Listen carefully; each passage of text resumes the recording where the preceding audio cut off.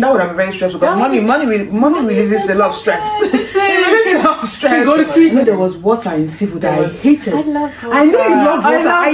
I should have gone into water. She's a Burner Boy fan. So this is Burner Boy in my life.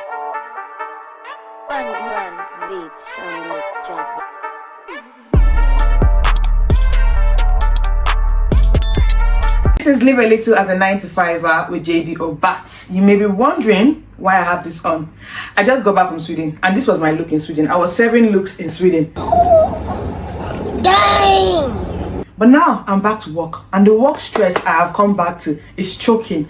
Anyways, that's our conversation for today. Work stress. In the meantime, let me breathe. Let me accept that. Now that we are back, I have a guest today and I'm so excited. This is Patricia Gambiza. This is the only name I know fully that is not Nigerian and I love it.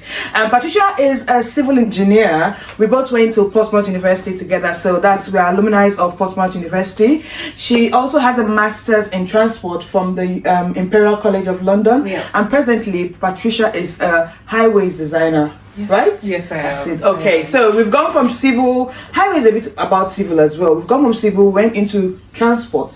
It's my thing because civil's got so many branches. Yes, I know it's just a little small section I've gone into. I know there was water in civil that I hated. I love water. I know you love water. I should have gone into water. That's my bad. I think of that every day. I hated water so much. What I hated was structures. I was a structural engineer. I actually love structures. Bridges was...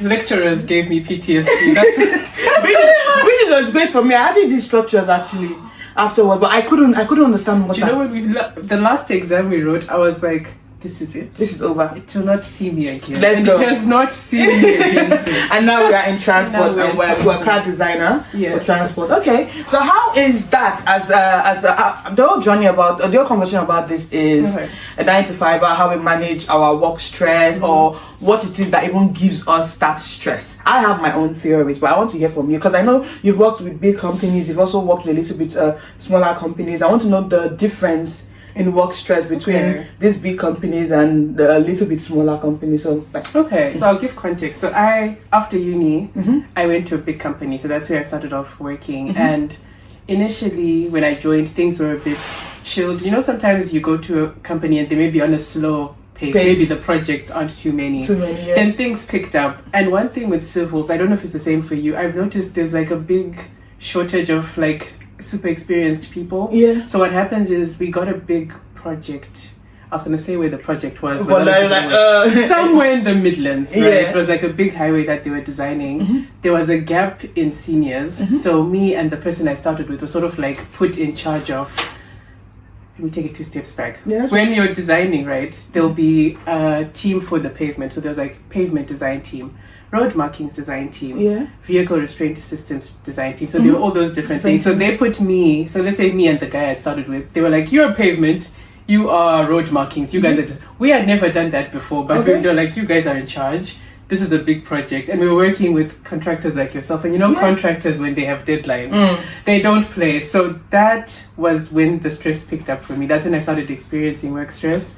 And it was one of those, if you know how I was in uni, I'm a perfectionist. Which serves, it's a good thing and it's a bad thing. Because now it's like the way I would want things to come out, I would end up doing a lot of late nights. You need to make sure things come out right. There also weren't too many people to ask questions because of that weird gap we had in the leadership, I suppose. I would say the company, this would just be very awkward. But so I did that for about 1.5 years. And the reason I know I wasn't the only one stressed is the person I was working with then changed teams completely. He went into, I think now he works in sustainability and the environmental side.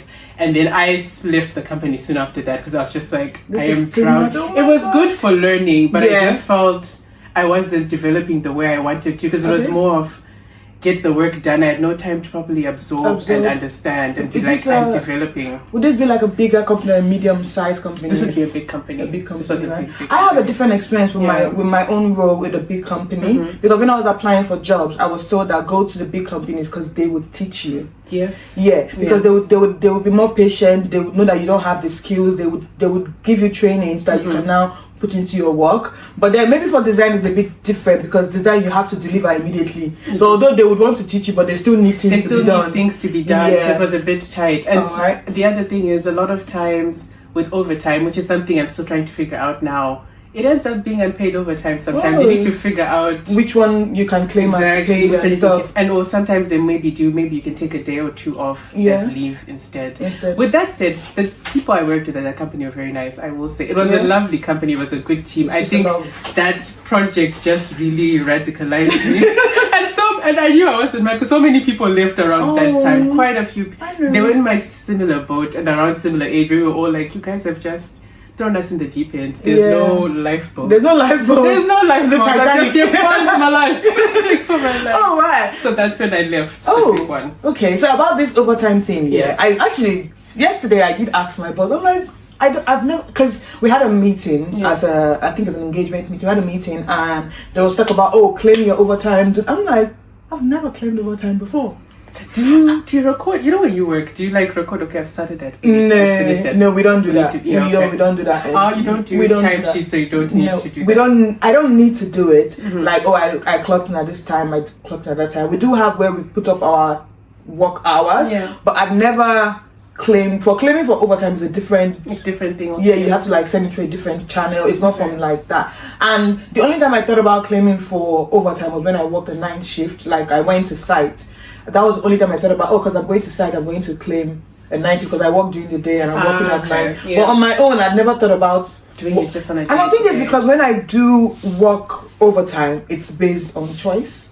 And most times it's based on I want to deliver this stuff. I have promised I'm going to deliver this tomorrow. I'm going to stay up and make sure I deliver it tomorrow. So it's not usually overtime that is obligated for me to do. So I think maybe that's why I need to understand. Yeah, I need to understand. And then I did ask my boss yesterday. He was like, you should have overtime. So we're going to sit down and work that out. So it's tricky because you're saying that. So my old place was more of like when that project got very busy, there was sort of an announcement just to avoid that where it was like there may be overtime, just so you know it's not paid. It's sort of like you are doing it out of your own time kind of thing. So I think because of the budget they had, they couldn't afford to then compensate and pay people beyond that. That would have been very stressful because money releases a lot of stress. It releases a lot of stress. You go to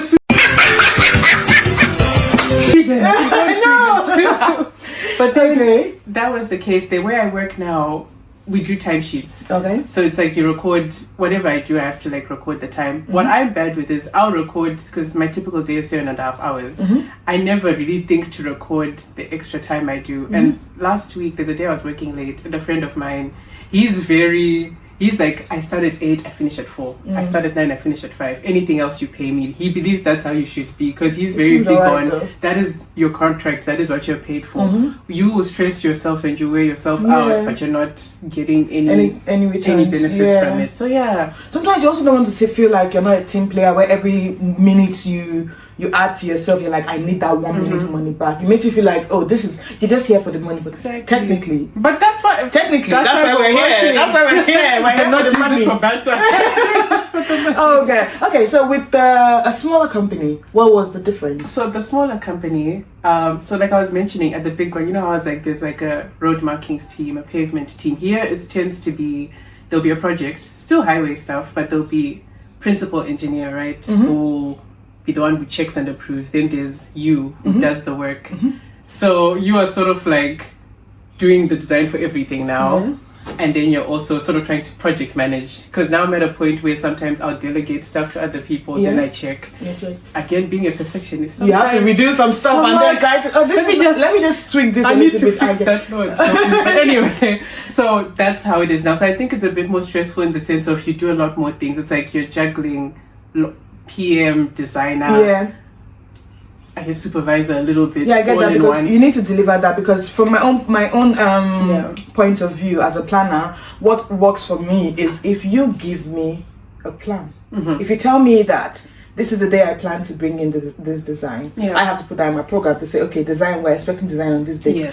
But not every designer has that timeline, that program timeline, because if they have like 10 designs to deliver, they just say like, we're working on this and you've asked for this, so we've paused on this and now we're working on that. But now everything is now on pause and making me now the planner. I'm stressed because I'm like, we don't have realistic dates of the program, because everything you just have is like design is ongoing, but how long is it going to take? The designer has dropped that design because something a PM else is falling. had a different conversation, and they're like, okay, we need to get this out and rolling quickly, and then a whole new design is started. So that now stresses me, because when I want to update my program, I don't have an expected date. I don't have an accurate date from you guys. You know what? Yeah, can I just say, this is another thing that it's a problem at our workplace. Now I sympathize with planners, because we work with planners, and they will hound me, because they'll be the ones who'll be like, I need to submit this. And I'm like, bro, your friend is also, because the other difference, big company was one big project at a time. Yeah. Here, I tend to be on 4 or 5 projects at once. Of different companies. Exactly, of different companies with different project managers. Yeah. And each project manager is not aware that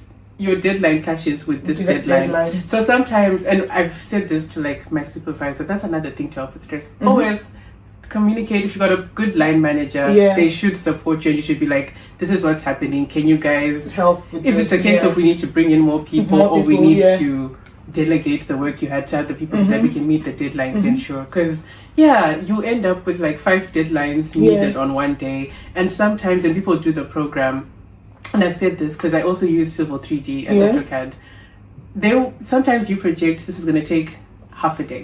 This will take half a day. Yeah. I will get into the model and I'm like, this is not half a day's work. This is going to take maybe a day, or maybe there's missing information or some things you need to tweak. And then it ends up taking longer, which then affects your program. Exactly. Well, maybe that's a case of just always adding some extra time just in case. Which may be tricky budget-wise. I know because you're trying to make a profit. But let's talk about work stress management. So, for me personally, I recently got into crocheting. I've known it for a long time, but I've never actually completely done something. I would start maybe a bag sometime years ago, and then it would just stop in the first 2-3 lines. And this is what I just did. I completed this last night. Wait, did you always know how to crochet? You've just started? I've always known how to crochet, but not with not the style. So I could do a simple circle thingy, and then I don't know how to get this. But I was watching YouTube videos. So many talents that get watching YouTube videos to get like this style out, but it calms me in a way that I don't think about any other thing, because I have to remember my counts. Because if I don't focus on the counting, I'm going to be doing absolutely nonsense. And if I'm focusing on my counting, I don't think about anything else. I don't think about work. I don't think about anybody. I just think about, I'm doing 2 slip stitches. I need to focus on, I'm doing 3 stitches. I need to count the stitches while I'm going. So I realized, honestly, I didn't pick it up to calm me down. I picked it up because I should be doing something different this new year, but then realized that it was actually making me think less about work and the things that I needed to do. Making me feel very delusional, like I have nothing to do. But yes, it's helped me very well, and I'm sticking to it because that works for me. I also watch movies a lot. Like, I love movies, but apparently it's not the best. It's not the best way, because you're not switching off. Your brain is moving, and while you are watching the movie, you're like, "Oh my god, I have something." It still comes back, and then you're watching the movie, and you're like, "Yeah, I'm just slacking, but I'm not going to get up from this couch. I'm tired." So how do you distress? Because I know you go to the gym. I've seen uni. You have been a gym girl. So is that still working for you? It does. So the reason I'm a gym girl is when I was in school, back in Zim, we used to do sports every day. So like, I think I've always needed some form of movement to function, which is why the gym was a thing. It helps me think better. So lately, because I had a bit of a slump in the gym last year, this year I've been on it. So I go to the gym. I like to swim as well. Oh, nice. That just completely switches my mind off. I've also started playing netball again. So there's a place that does netball near my place. So you invite me. I need to learn. It's nice. I used to play basketball, but I'm not fit enough anymore. Except the knees are not strong. So but the height is still there. The height is still there. So I was like, netball's the next best thing. I do netball now from time to time. And then I enjoy going for music concerts. Oh yes, this is the piano queen you need in your life. If you don't know, if you want to go anytime. But I love going for any piano show that's there. I will be there. Okay, it's a concert. Usher's next week. Usher's next week. Okay, Usher. Yeah, it's true. Yeah. If there's a musician I like, I'll go. So that's always a nice way. It's like I work hard. She's a Burna Boy fan too. This is Burna Boy's love of my life. Imaginary wife. back. He doesn't know He doesn't yet, know. but I'm waiting for you, baby. Anyway, I like going for music concerts, so that's how I switch off right now. But I was looking for like a group activity to do as well, besides netball, just as a way to meet other friends. people, because it gets so lonely and so isolating, because 9 to 5 you go to work, you come back, it's done. Literally. It's done. And I want to try break up my week. I don't know if you do stuff during the week. I tend to do stuff on weekends, but I'm like, I don't do something on I don't Wednesday, do things maybe. on weekends anymore. I literally told most of my friends that, like, if you want to hang out with me, let's do it on a weekday, because I go to work. Before I come home, I'm gonna meet up with you, and then we can now hang out. Because when I come back home, it's done. I'm not stepping out again. On the weekends, I don't want to do anything. I just want to relax. I don't want to have to. The only day that I have to like just switch off, I'm getting ready to go out. I'm trying to getting on the train. It's the commuting. No. So I've actually told a couple of them, let's try the week. It has to be a weekday so that I know I'm already outside the house. We're going to carry on. And I'm not going to do too much because I have work the next day.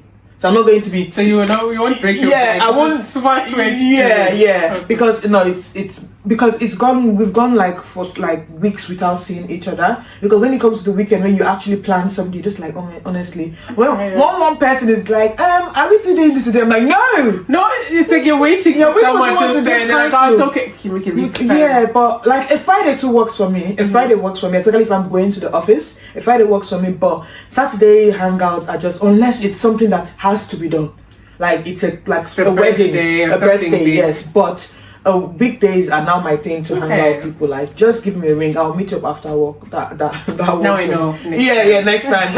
After work is easier. Even you see, I was in your house. We're trying to surprise my husband. I was in your house on Monday. It was easy for me to come to your house on Monday from work. Easy. If I had gotten home, it would be hard to go back out. Even to take walks.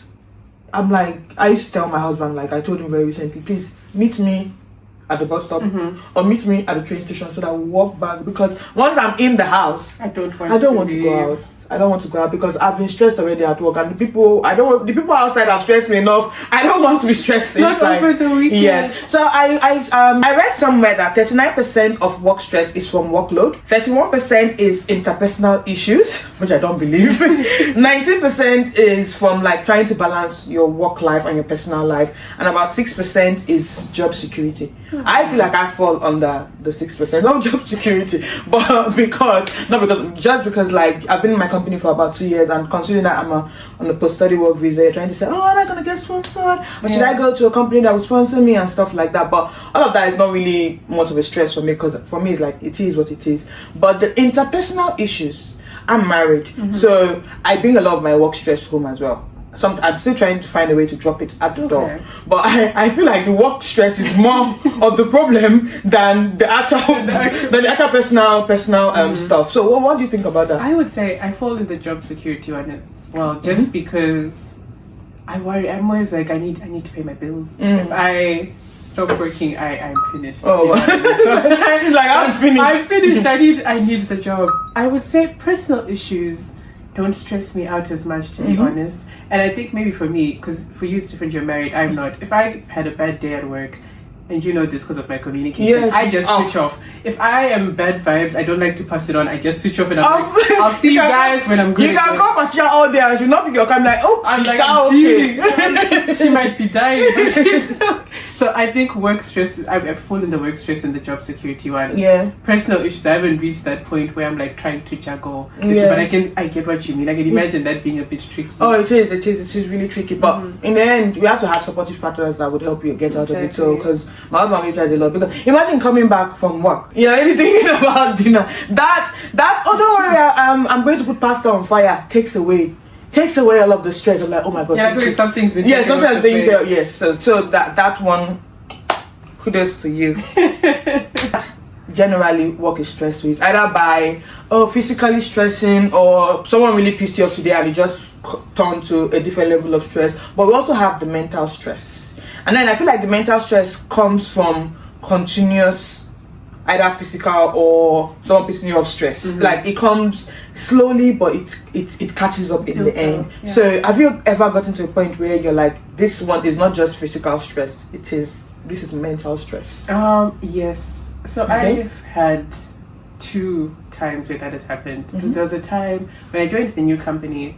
You know what? Maybe that was the time where it was interpersonal and Yeah. stress. So there was Okay. some stuff that was going on in my life, and I literally had a breakdown at work. Mm-hmm. Like, not.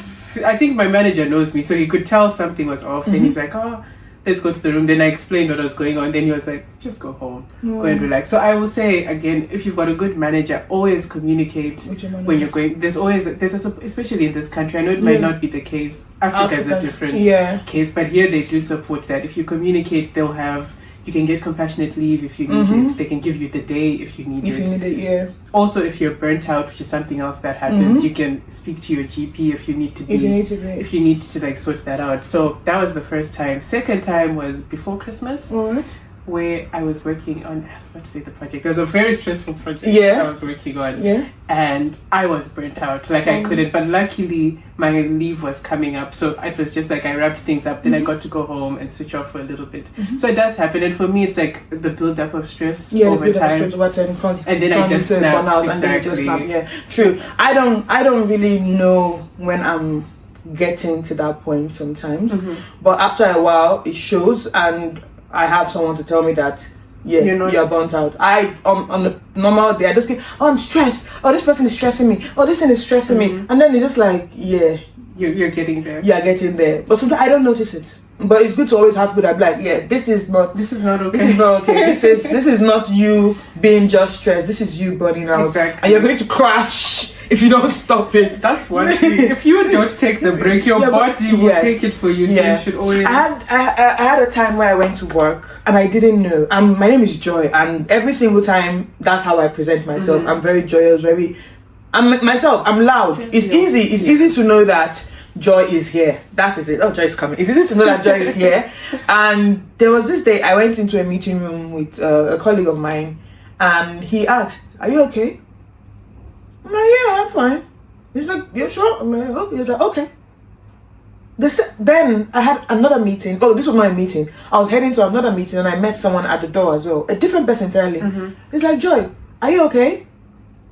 I'm like, "Yeah, I think I am." I'm fine. Alright, you know your usual. I didn't know. You didn't even realize. I didn't know that I wasn't excited. I'm always excited. I'm always happy. I'm always jumping up and down. I didn't even know that I wasn't doing that. I felt like I was my normal self. But then, people that know me or at least see me at work always smiling and bubbly Like could pick on something is like off. something is off. Something is really off. That was when I was like, okay, something's really off. I had to sit down. I'm like, okay, this is what really pissed me off, or this is what I'm stressed about now. I'm trying to update this program. I'm trying to do this. I'm trying to do that. And then I'm like, okay, yeah, I'm getting there. Sometimes you wouldn't know until people. That's why you need to work with people that good people.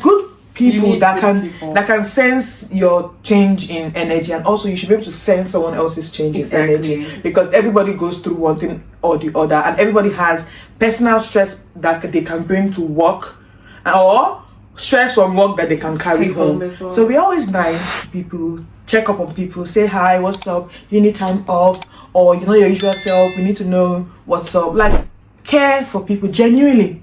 That's the word, genuine, because some people cannot be like, yo, what's up? Yeah, I asked and they didn't say anything. So if you genuinely care for somebody, I feel like it will be easier for them to express themselves and what they're going through. And please, if you're a line manager out there, be a good one. Be a good one for your people, because that's what it is. Because see, she was able to speak to a line manager when she had a mental breakdown, and they could tell like, okay, yeah, you need to take time off. So yeah, I think I've been lucky with line managers. They've all been good. Yeah, same here, to be honest. Yeah, my line managers are based out of London. However, they've been really, really great. And if I give them a ring, they're like always ready to respond. So that's good. So yeah, we've come to we've come to the end of our session about stress and stress management. Wherever you are, please manage your stress.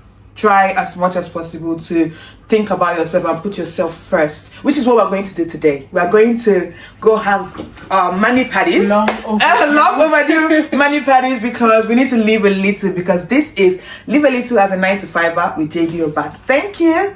Bye. This is the life I need.